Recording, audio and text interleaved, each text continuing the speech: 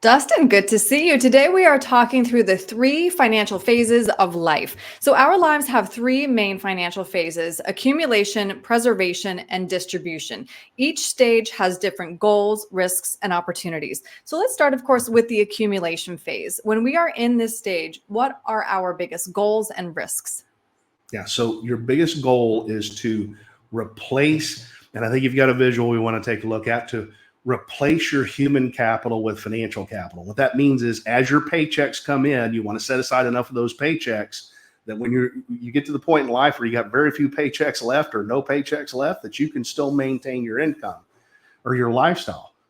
So if we look at this, a person who just starts their career, they've got little to no financial assets. They've got no financial capital or very little, but they've still got assets. They've got a great deal of human capital. And that means Yeah. their ability to earn a paycheck or earn an income over the next 35 or 40 years of their career. You Mhm. can see as we move through that working career, we've got less and less paychecks left. Hopefully we're replacing that with financial capital. So at the beginning of our career and early in our career, our largest asset is not our financial assets. That means you don't really have to worry about market risk. Hey, if markets draw down, that's a buying opportunity for a Right. young person.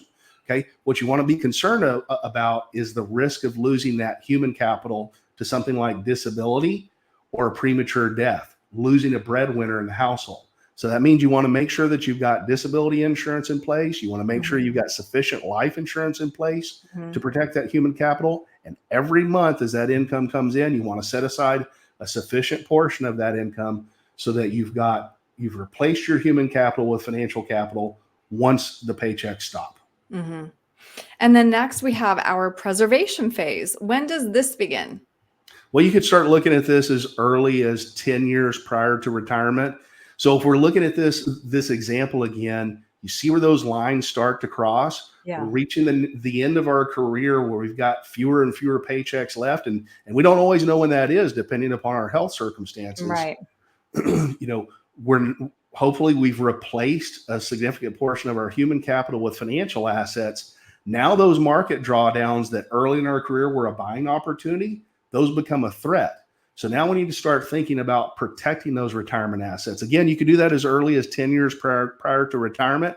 Doesn't mean that you have to protect all of your retirement assets, move everything into bonds or cash, but you might consider removing some volatility from some portion of your portfolio as early as Mm. 10 years out. Preservation becomes really critical in what we would call the retirement red zone. That's the first Right. 5 years prior to retirement, the first 5 years of retirement. If you have a deep drawdown inside of those years, it's oftentimes catastrophic and something that you'll never recover from. Mhm. It may mean going back to work.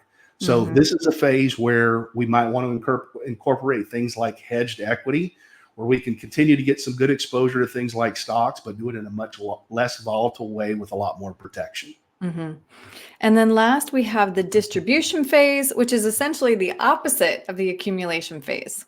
That's right. So again, just like the preservation phase, market drawdowns are not our friend at this point. We want to protect our capital. We want to remove volatility from the portfolio, and we want to have a plan, a written plan in place as to how we're going to produce and spend that income. And you want to make sure that you've got some cushion built into that plan for things like heavy medical spending or long-term care events, either cushion Mhm. or strategies or insurance in place for those things. Have a good retirement income plan. And I'll tell you, keep in mind that that type of planning is entirely different than the planning you would do for the accumulation phase. Right.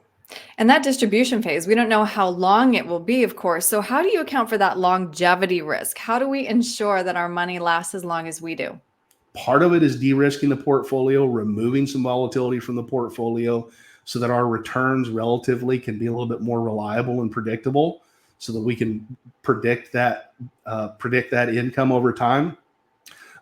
Especially if you got a lot of longevity in the family. If we're concerned about longevity, you can use insurance to protect against longevity. You can incorporate annuities into your plan, oftentimes to create a guaranteed floor of income that you'll receive for the rest of your life, no matter how long you live. Interesting.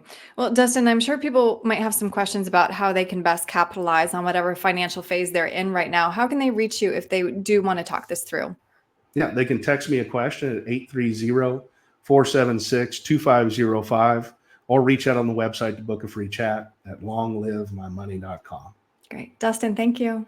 Thanks, Aaron.